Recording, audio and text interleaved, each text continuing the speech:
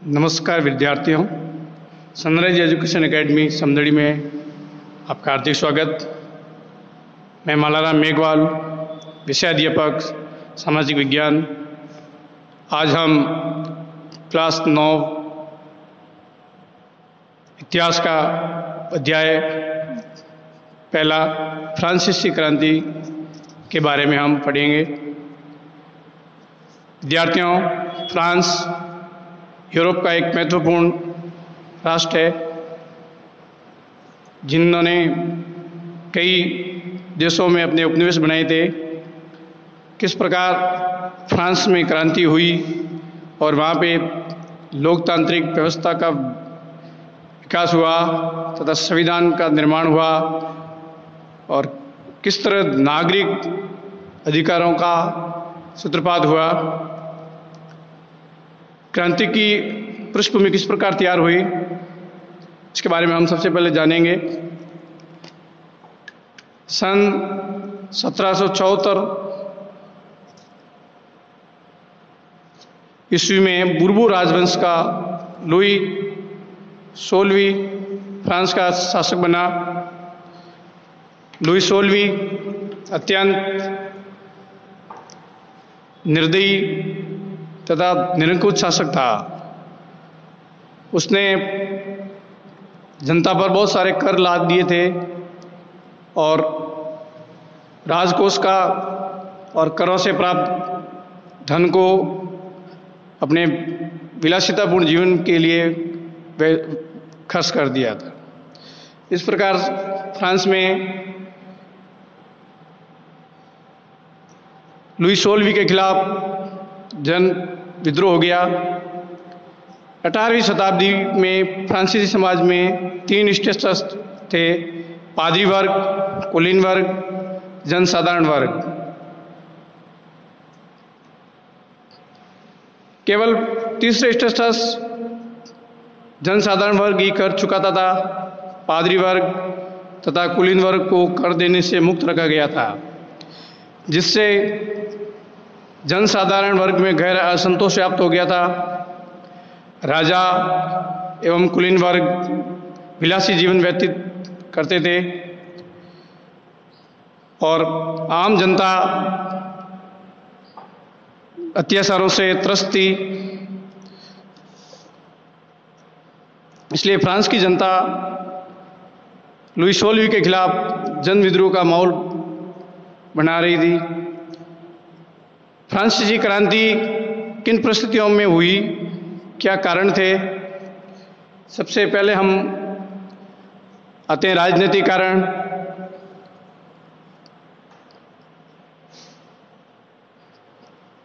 France की राजनीतिक व्यवस्था उस समय निरंकुश राजा के हाथ में थी। सन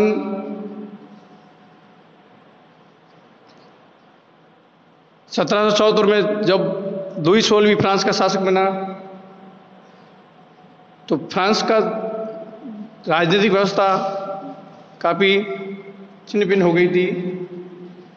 फ्रांस के शासक स्वेच्छाचारी और निरंकुश थे। वे राजा के दैवी और निरंकुश अधिकारों के सिद्धांत में विश्वास करते थे। अतः वे प्रजा के सुख दुख हितहित की कोई चिंता न करके अपनी इच्छा अनुसार कार्य करते थे। वे जनता पर नए कर लगाते थे और मनमानी ढंग से करों की वसूली की जाती थी।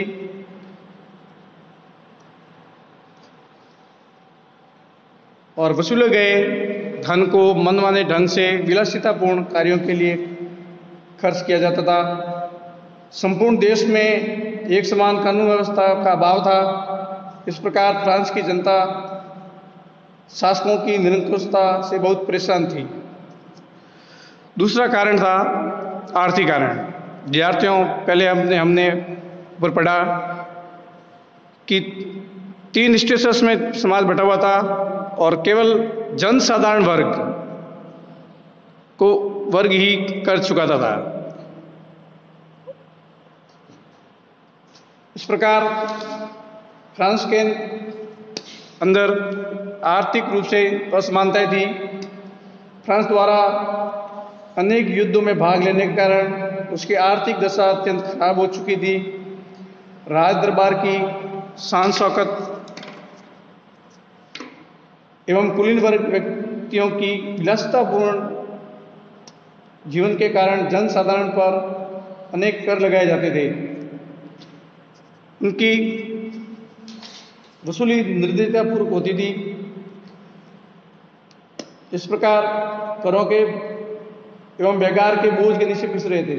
समाज में बुद्धिजीवी वर्ग अर्थात वकील, डॉक्टर, अध्यापक एवं व्यापारी आदि का सम्मान नहीं था।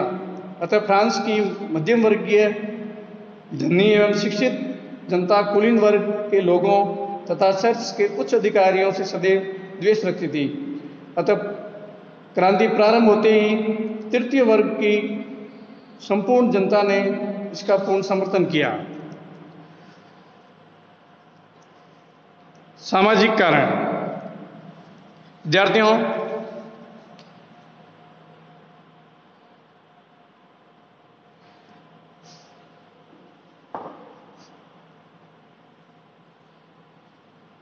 सामाजिक कारण। फ्रांस में क्रांति से पूर्व बहुत बड़ी असमानताएं थी। पादरी व कुलीन वर्ग के लोगों का जीवन बहुत विलासपूर्ण था, उन्हें विशेष अधिकार प्राप्त थे। इसके विपरीत किसानों और मजदूरों का जीवन नारकीय था। और समाज के अंदर जनसाधारण वर्ग, जिसके अंदर किसान, माली, खेतीहर मजदूर, इन लोगों का जीवन अत्यंत कष्टपूर्ण था। और समाज के अंदर कुलीन वर्ग और चर्च का आधिपत्य था।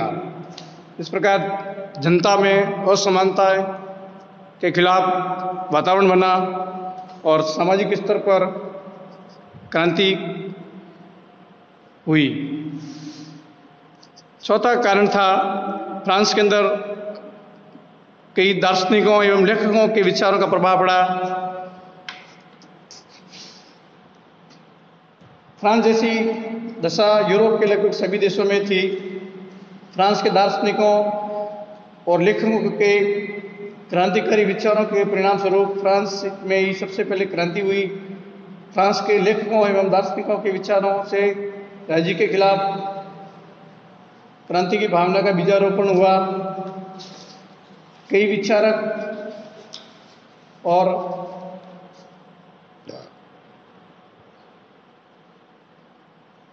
जैसे जॉन लॉक एक दार्शनिक था। उसने अपने ग्रंथ टू ट्रीटाइज ऑफ गवर्नमेंट में राजा के दैवीय एवं निरंकुश अधिकारों के सिद्धांत का विरोध किया। दूसरा, मोंटेक्यू फ्रांस का एक स्वतंत्र विचारक था एवं the spirit of the laws नामक ग्रंथ का लेखक था। उसने शक्ति पृथक्करण के सिद्धांत का भी प्रतिपादन किया।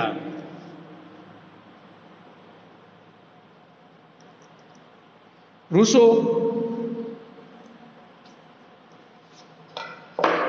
फ्रांस का प्रसिद्ध दार्शनिक था। उसने जनता और प्रतिनिधियों के मध्य एक सामाजिक अनुबंध पर आधारित सरकार का प्रस्ताव रखा, जिसे सामाजिक समझौता द सोशल कॉन्ट्रैक्ट नामक ग्रंथ के नाम से जाना जाता है। इस प्रकार फ्रांस के अंदर राजनीतिक, आर्थिक, सामाजिक एवं लेखकों और दार्शनिकों के विचारों के प्रभाव ने क्रांति का बीजारोपण किया। और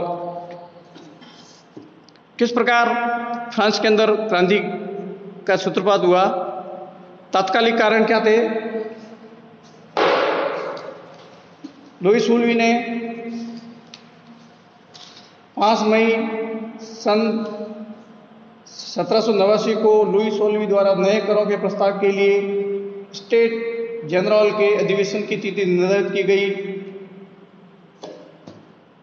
इस बैठक में प्रथम वर्ग यानी पादरी वर्ग, द्वितीय वर्ग कुलीन वर्ग और तृतीय वर्ग यानी जनसाधारण वर्ग ने भाग लिया। स्टेटस जनरल के नियम के अनुसार प्रत्येक वर्ग को एक मत देने का अधिकार था, परंतु तृतीय वर्ग यानी जनसाधारण वर्ग ने इस बार कहा कि संपूर्ण सभा द्वारा मतदान कराना जाना चाहिए और प्रत्येक सदस्य को मत देने का अधिकार होना चाहिए। इस बात से लुईस सोल्वी नाराज हो गया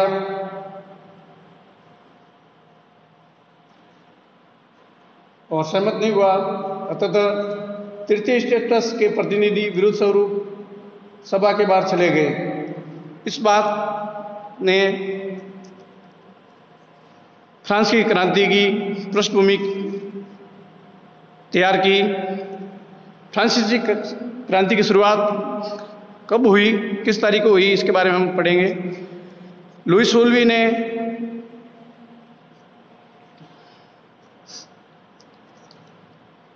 5 मई 1789 को नए करों के प्रस्ताव के अनुमोदन के लिए स्टेटस जनरल की बैठक बुलाई।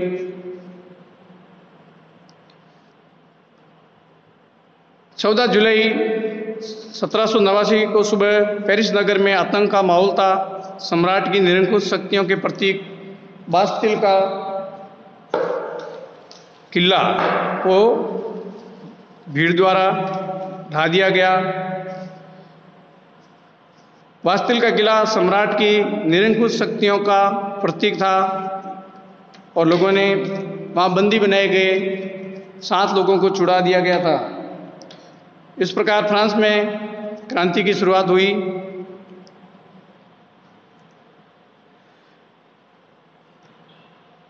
और फ्रांस के अंदर एक प्रकार से भयावह वातावरण स्थिति हो गई।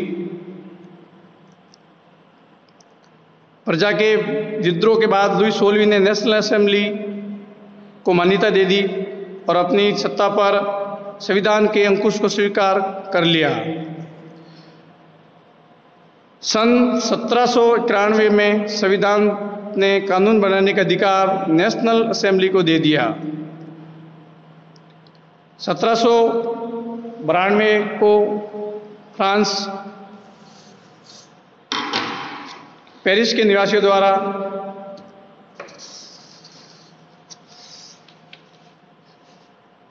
ट्रुएल के महल पर धावा बोल दिया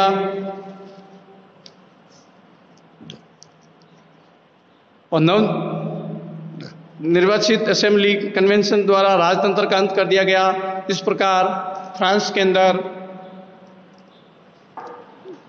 लोकतांत्रिक व्यवस्था का सूत्रपात हुआ। 24 जनवरी 1793 में लुईस सोल्वी को देशद्रोह के आरोप में फांसी की सजा दी गई। अब फ्रांस की सत्ता जैकोबिन क्लब के हाथों में आ गई। जैकोबिन क्लब का प्रमुख नेता था रोबेस्पियर।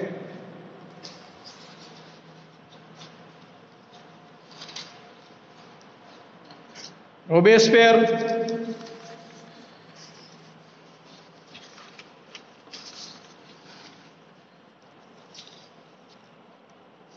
जैकोबिन दल का एक प्रभावशाली नेता था। इसके शासनकाल को आतंक का युद्ध कहा जाता है। सन 1793 से 1794 ईस्वी तक फ्रांस पर शासन किया। 1794 ईस्वी से में इसे मौत की सजा दी गई। रोबेस्पियर एक उग्र और कठोर नीति वाला शासक था।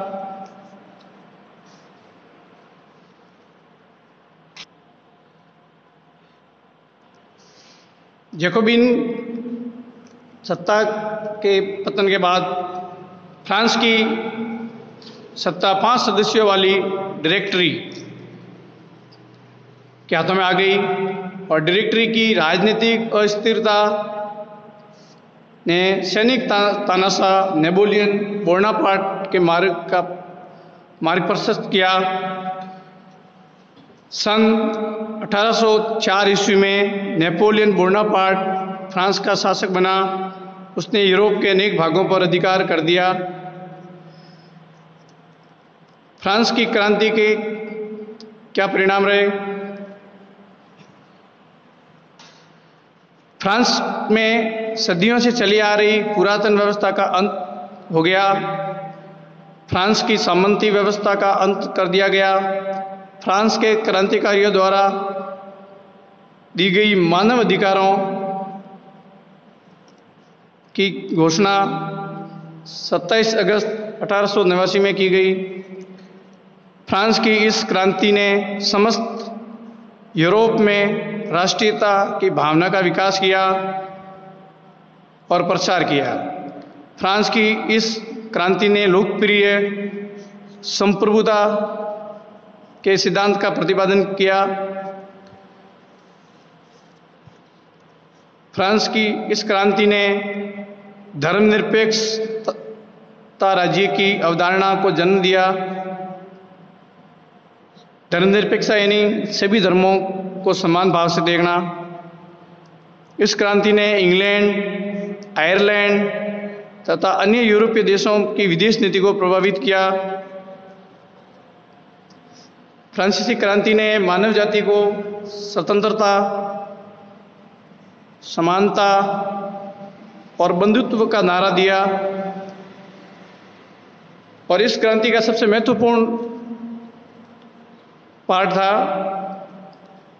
दास प्रथा का अंत हो गया। इस क्रांति ने समाजवादी विचारधारा को जन्म दिया। समाजवादी विचारधारा यानी समाज के हित के लिए नीति निर्धारण करना।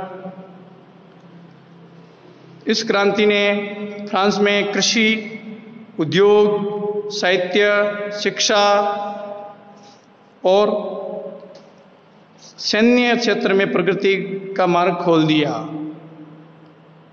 इस क्रांति ने के परिणाम स्वरूप महिलाओं की सामाजिक, आर्थिक एवं राजनीतिक स्थिति में उल्लेखनीय सुधार हुआ।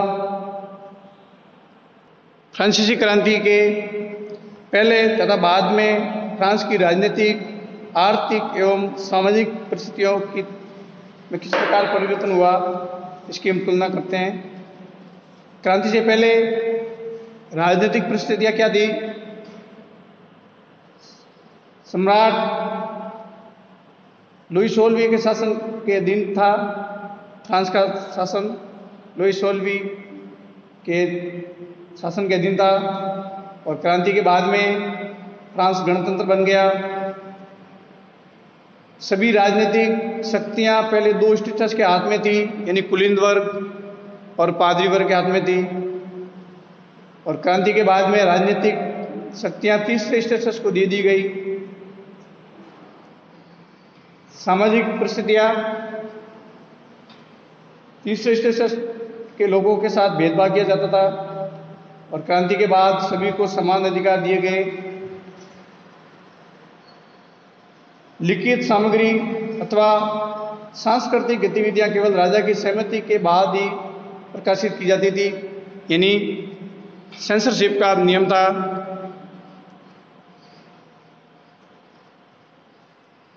और क्रांति के बाद में लिखित सामग्री अथवा सांस्कृतिक गतिविधियों पर सेंसरशिप को हटा दिया गया। अब सभी को बोलने और बराबरी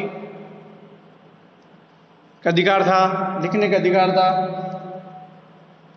क्रांति से पहले महिलाओं की स्थिति अच्छी नहीं थी एवं दास प्रथा प्रचलित थी और क्रांति के बाद में महिलाओं को समान अधिकार दिए गए तथा दास प्रथा का उन्मूलन हो गया।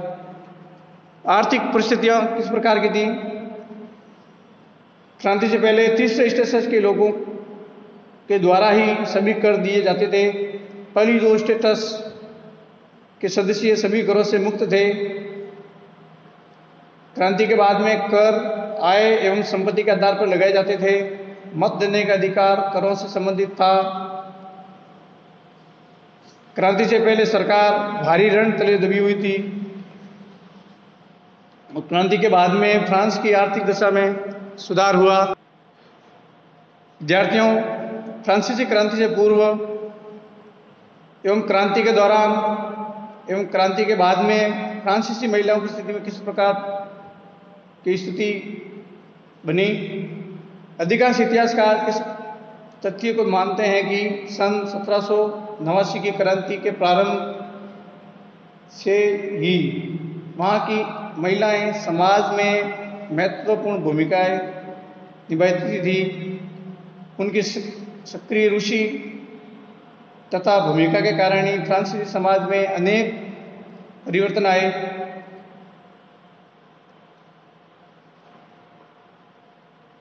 क्रांति के दौरान पूर्व तृतीय स्टेज की महिलाएं अपनी जीविका के लिए काम करती थी। वे धनवान लोगों के घरों में घरेलू नौकरों के रूप में काम करती थी तथा सिलाई बुनाई, कपड़ों की बुनाई करती थी। बाजार में सब्जियां, फूल और फल बेचती थी। क्रांति के दिनों से पूर्व एवं उनके दौरान फ्रांसीसी महिलाएं अधिकांश शिक्षित नहीं थी और न ही व्यावसायिक प्रशिक्षण वाली संस्थाओं द्वारा तक पहुंचती थी। इसलिए अच्छी एवं उच्च नौकरियां उनकी पहुंच से बाहर थी। केवल कुलीन वर्ग तथा धनी मध्यम वर्गों की महिलाएं ही कॉन्वेंट में शिक्षा प्राप्त करती थी तथा शिक्षा समाप्ति के बाद ही अभिभावक ही उनकी शादी के बारे में निर्णय लेते थे। जो भी महिलाएं काम करती थी उनका जीवन बहुत ही कठोर था, क्योंकि उन्हें घर के बाहर न केवल नौकरी करनी पड़ती थी बल्कि घर के अंदर भी अपने पारिवारिक दायित्वों का निर्वहन करना होता था। उन्हें खाना पकाना होता था, पानी लाना होता था, पाव रोटी के लिए लंबी लंबी लाइनों में खड़ा होना पड़ता था तथा छोटे छोटे बच्चों का पालन पोषण एवं देखभाल भी करनी पड़ती थी। महिलाओं को पुरुषों के समान कम वेतन दिया जाता था। क्रांति के दिनों में फ्रांसीसी महिलाओं ने अपनी आवाज़ बुलंद करने के लिए समाचार पत्र निकाले एवं राजनीतिक क्लब बनाए। फ्रांस में विभिन्न शहरों एवं कस्बों में लगभग 60 से अधिक क्लब बनाए गए। इन सभी क्लबों में प्रमुख था the society of revolutionary and public women.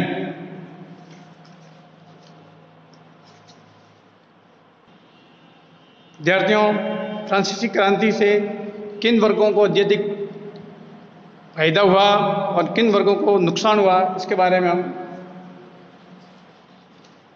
आपको अवगत कराएंगे। सन 1789 की क्रांति में फ्रांस के निम्न वर्ग जैसे मजदूर, किसान एवं शिक्षित वर्ग को सबसे अधिक लाभ हुआ।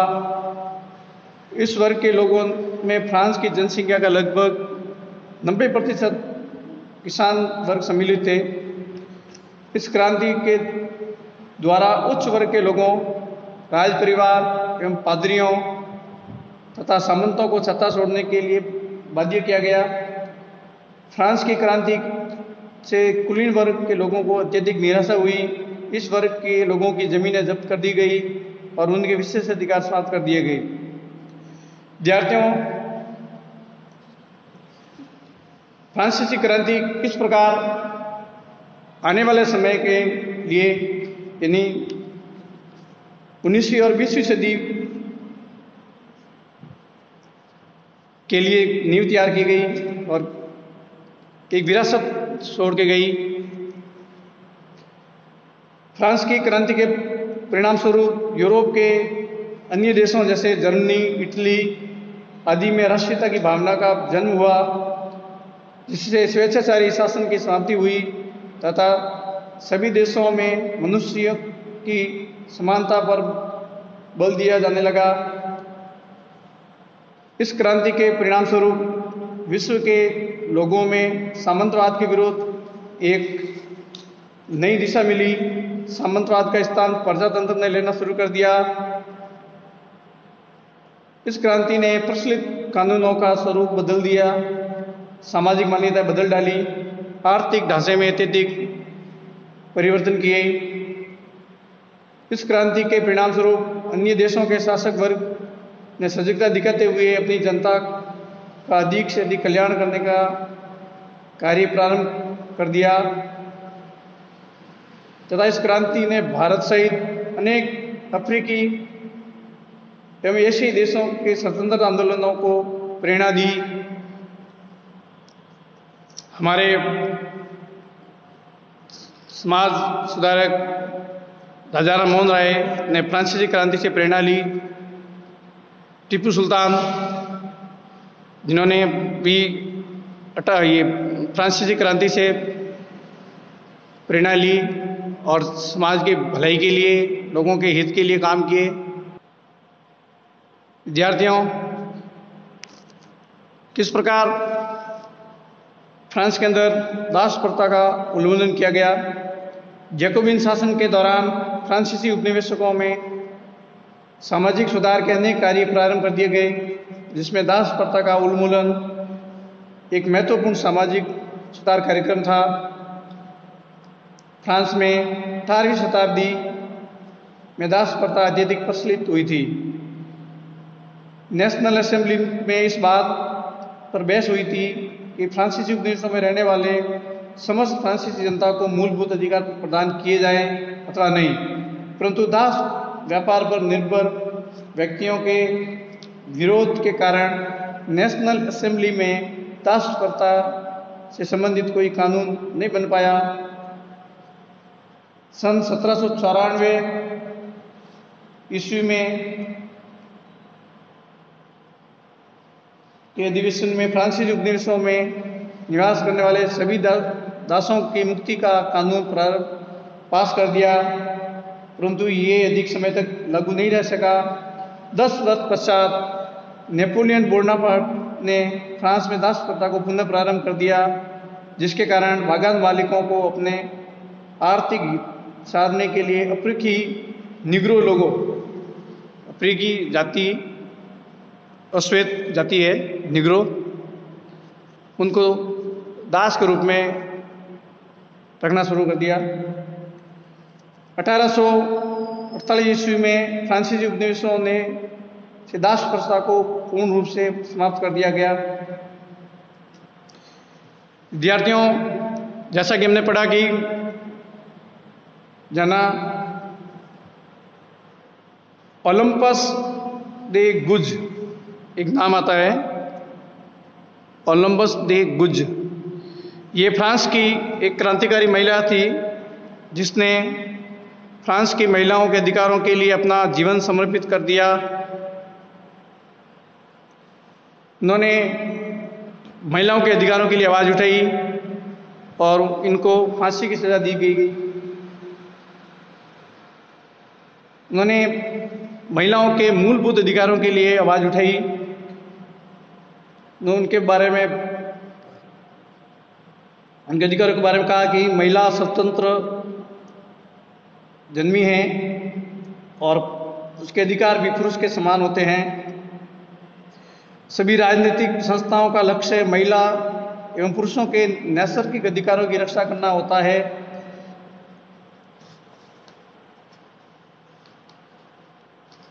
ये अधिकार स्वतंत्रता, संपत्ति, सुरक्षा और सबसे बढ़कर शोषण के प्रतिरोध का अधिकार है। कानून सामान्य इच्छा की अभिव्यक्ति होनी चाहिए एवं सभी महिला एवं पुरुष नागरिकों की या तो व्यक्तिगत से या अपने प्रतिनिधियों के माध्यम से विधि निर्माण में भागीदारी होनी चाहिए। सभी महिलाओं और पुरुषों को उनकी योग्यता के अनुसार सम्मान तथा सार्वजनिक पद मिलने चाहिए। कानून की दृष्टि से महिला अपवाद नहीं है, वह विधि सम्मत प्रक्रिया द्वारा अपराधी ठहराई जा सकती है, गिरफ्तार और नजरबंद भी की जा सकती है। अतः पुरुषों की भांति महिलाएं भी इस कठोर कानून का पालन करें। इस प्रकार फ्रांसीसी क्रांति के अंदर महिलाओं के अधिकारों की बात भी हुई और महिलाओं के समान अधिकार के लिए ओलंपस दे गुज ने महत्वपूर्ण भूमिका निभाई।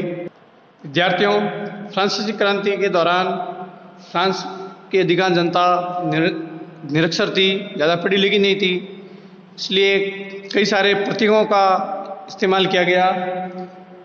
आपके पाठ्य पुस्तक के अध्याय 1 के पृष्ठ संख्या 5 में चित्रकार ने कुलीन वर्ग व्यक्ति को एक मकड़े और किसान वर्ग को एक मक्खी के रूप में चित्रित किया है। इसका क्या आशय है हम आपको बता दें। चित्रकार ने कुलीन वर्ग को मकड़े और किसान को मक्खी के रूप में इसलिए चित्रित किया क्योंकि मक्खियां अपना भोजन प्राप्त करने के लिए कड़ी मेहनत करती है, इधर उधर भटकती है, जबकि मकड़ा जाल बनाकर मक्खियों को फंसा लेता है एवं बिना कोई मेहनत किए बैठे बैठाए भोजन प्राप्त कर लेता है। ठीक उसी प्रकार तत्कालीन फ्रांसीसी समाज में कुलीन वर्ग ने एक ऐसा राजतंत्र विकसित कर लिया था जिसमें किसान कड़ी मेहनत करके रोजी रोटी की व्यवस्था करते थे तथा कुलीन वर्ग उसे बिना कोई मेहनत किए कर के रूप में प्राप्त कर लेता था। चित्रकार की द्वारा इस तरह की चित्रण तत्कालीन फ्रांसीसी समाज में शोषक वर्ग और उनके द्वारा निर्मित विधि व्यवस्था को निरूपित करता है। क्रियाकलाप पृष्ठ संख्या 6 के अंदर देखिए, इसमें खाली स्थान दिए गए हैं। इसके अंदर जैसे खाद्य दंगे, अन्नाभाव, मृतकों की संख्या में वृद्धि, खाद्य पदार्थों की बढ़ती कीमतें, शरीर कमजोर, उसको सबसे पहले हम देखते हैं कि फसल खराब होती है। जैसे अतिवृष्टि है, अनावृष्टि है या कीटों के कारण जब फसल खराब होती है तो अन्न का अभाव होता है। खाद्य जिसके परिणाम स्वरूप खाद्य कीमतों में वृद्धि होती है,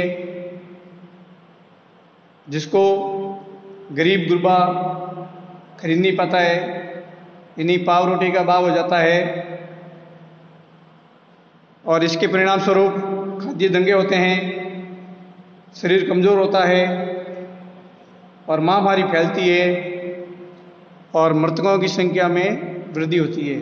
इस प्रकार ये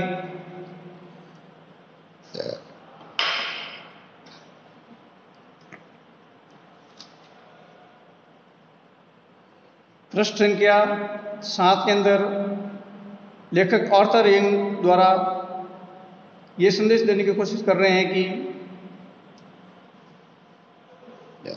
गुलामों की किस प्रकार स्थिति थी और उन्हें किस प्रकार का खतरा था। यहाँ आर्थर यंग ये संदेश देने की कोशिश कर रहे हैं कि पादरी वर्ग, कुलीन वर्ग गुलामों की जगह स्वतंत्र लोगों की सेवा लेने के खतरों के प्रति पूरी तरह सावधान थे। गुलामों से उनका आश्रय फ्रांसीसी सामाजिक व्यवस्था के शिकार लोगों से है। तो पादरी तथा कुलीन वर्ग क्योंकि आलोचना कर रहे हैं, उन्हें भोली भाली गरीब जनता को अपना शिकार बनाया। सन 1787 ईस्वी में उन्हें उस खतरे का आभास था जब पीड़ित लोगों का विलाप एक दंगे के रूप में हुआ और जिसमें स्वयं पादरी एवं कुलीन वर्ग के परिवार भी शोषित नहीं होंगे।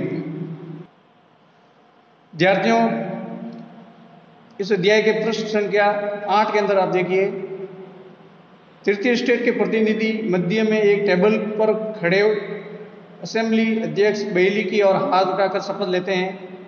क्या आप मानते हैं कि उस समय बैली निर्वाचित प्रतिनिधियों की ओर पीठ खड़ा करके रहा होगा?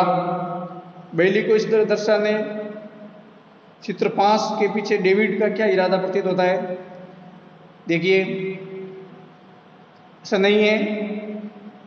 मेरा मानना है कि बैली उस समय निर्वाचित प्रतिनिधियों की ओर पीठ करके खड़ा रहा होगा।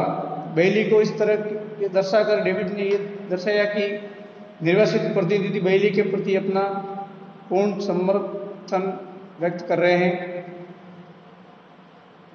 विद्यार्थियों, इस क्रांति के दौरान कई सारे प्रतीकों का उपयोग हुआ है। पाठ्य पुस्तक के पृष्ठ संख्या 12 व 13 में दिए गए बॉक्स में स्वतंत्रता, समानता एवं बंधुत्व के प्रतीकों की पहचान करें।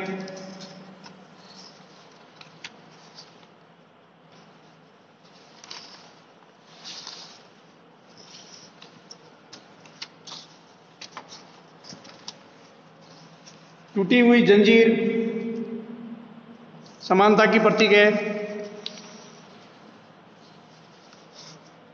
विधिपट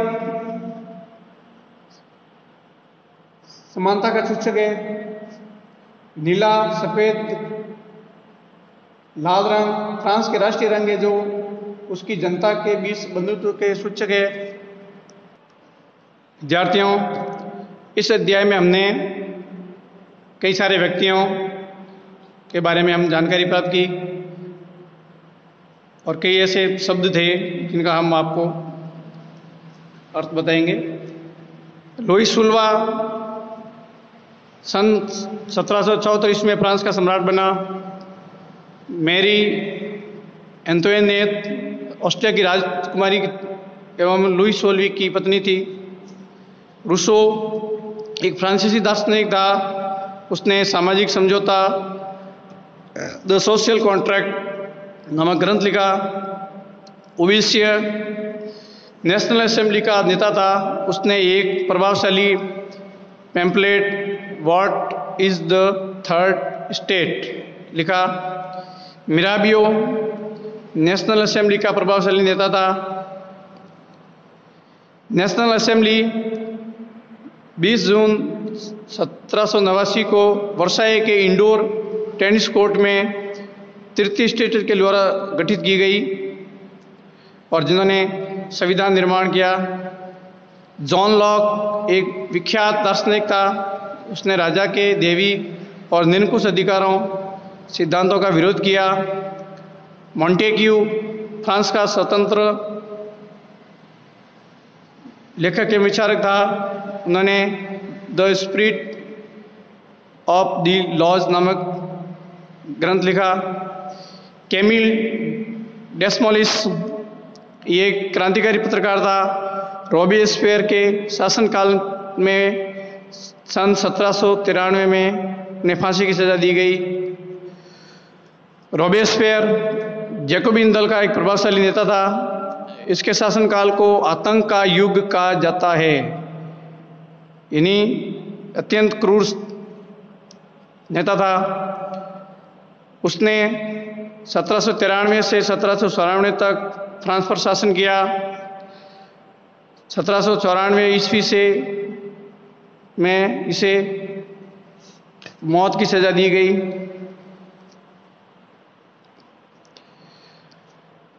ओलंपस दे गुज इनके बारे में हमने जाना है। ये फ्रांस की एक क्रांतिकारी महिला थी जिन्होंने फ्रांस की महिलाओं के अधिकारों के लिए अपना जीवन समर्पित कर दिया, तो इनको भी फांसी की सजा हुई। नेपोलियन बोनापार्ट सन 1804 ईस्वी में फ्रांस का सम्राट बना। यूरोप के कई देशों पर अधिकार कर दिया गया। सन 1815 ईस्वी में वाटरलू की लड़ाई में पराजित हुआ और वाटरलू की लड़ाई नेपोलियन बोनापार्ट के जीवन की अंतिम लड़ाई थी। नेपोलियन बोनापार्ट को फ्रांस का मुक्तिदाता कहा जाता है। उन्होंने फ्रांस के अंदर राष्ट्रीयता की भावना का विकास किया और कई सुधार किए। नेपोलियन बोनापार्ट ने निजी सुरक्षा से संबंधित कानून पारित किया। उसने माप एवं तोल की एक समान प्रणाली को लागू किया जो दशमलव प्रणाली पर आधारित थी। नेपोलियन की मृत्यु के बाद उसके स्वतंत्रता संबंधी क्रांतिकारी विचारों तथा आधुनिक कानूनों को लाने वाले क्रांतिकारी उपायों का प्रभाव लंबे समय तक लोगों के दिलों में छाया रहा। विद्यार्थियों, सन 1791 ईस्वी के फ्रांस में संवैधानिक व्यवस्था का निर्माण हुआ और इनकी कुछ विशेषता इस प्रकार है। इसके द्वारा फ्रांस को एक संवैधानिक राजतंत्र घोषित किया गया। सम्राट की शक्तियों को सीमित कर दिया गया। उसकी भूमिका अब केवल नाम मात्र की रह गई। उसके पास वास्तविक राजनीतिक सत्ता का नहीं थी। 25 वर्ष से अधिक उम्र के ऐसे नागरिकों को मत देने का अधिकार था जो कम से कम 3 दिन की मजदूरी के बराबर कर चुकाते थे। इसके द्वारा निर्वाचक समूह का चुनाव किया जाता था। नेशनल असेंबली को कानून बनाने का अधिकार दिया गया। इसके सदस्यों का चुनाव निर्वाचक द्वारा किया जाता था। सरकार की शक्ति को कार्यपालिका, विधायिका तथा न्यायपालिका के बीच में विभाजित किया गया, यानी शक्ति पृथक्करण कानून को लागू किया गया। संविधान के अनुसार सभी नागरिकों के प्राकृतिक अधिकारों की रक्षा का उत्तरदायित्व भी सभी राज्यों का माना गया। इस प्रकार हमने पढ़ा कि फ्रांसीसी क्रांति किस प्रकार से हुई, किन किन लोगों ने योगदान दिया।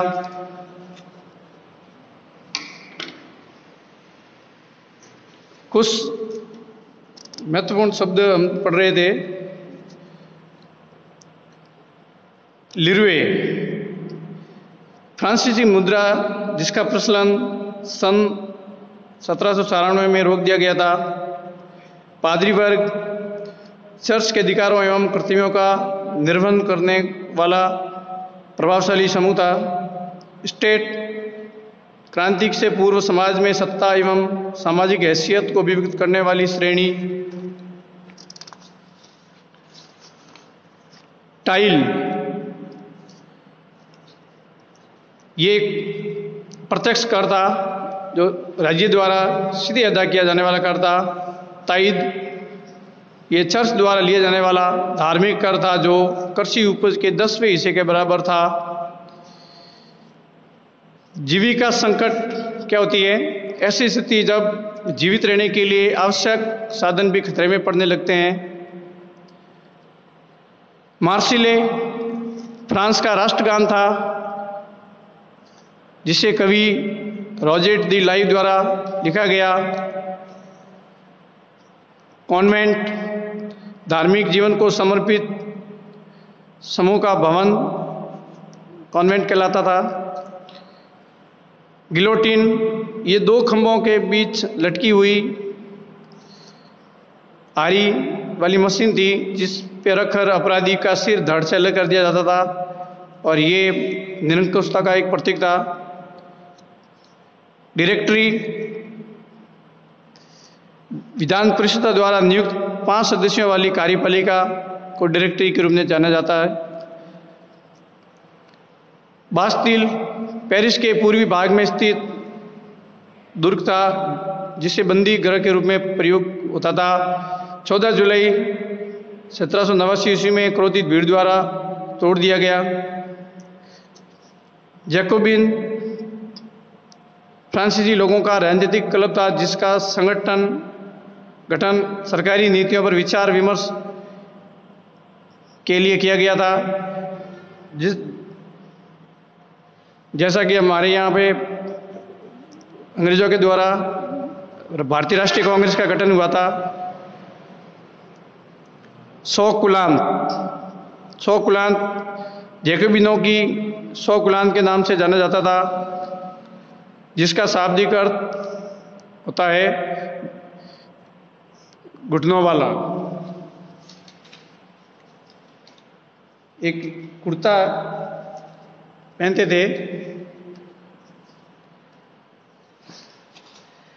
टूटी हुई जंजीर स्वतंत्रता का प्रतीक था। विधिपट समानता का सूचक था। नीला, सफेद एवं लाल रंग फ्रांस की राष्ट्रीयता का प्रतीक थे।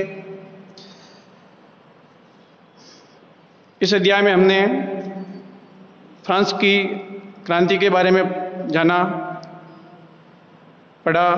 आपको अच्छा लगा तो अपना फीडबैक हमें बताएं और कोई डाउट हो तो डाउट क्लास के दौरान हमें अवगत कराएं। कुछ होमवर्क हमने दिए हैं यहाँ पे, जो आपको करना है। फ्रांसीसी की क्रांति की शुरुआत किस दिन हुई थी, आपको तिथि बतानी है। फ्रांस का राष्ट्रीय गान क्या है। क्रांति से पूर्व फ्रांसीसी समाज कितने स्टेशन में विभाजित था, उनके नाम बताने हैं। फ्रांस में क्रांति की शुरुआत किन परिस्थितियों में हुई, यानी क्रांति के कारण आपको बताने हैं। उन जनवादी अधिकारों की सूची बनाएं जो आज हमें मिले हुए हैं, यानी जो हमारे मूल अधिकार है और इनकी उद्गम यानी इनकी जो नींव है वो फ्रांसीसी क्रांति से है। तो उन अधिकारों को लिखना है, यानी हमारे मौलिक अधिकार जो 6 मौलिक अधिकार है उनको आपको बताना है।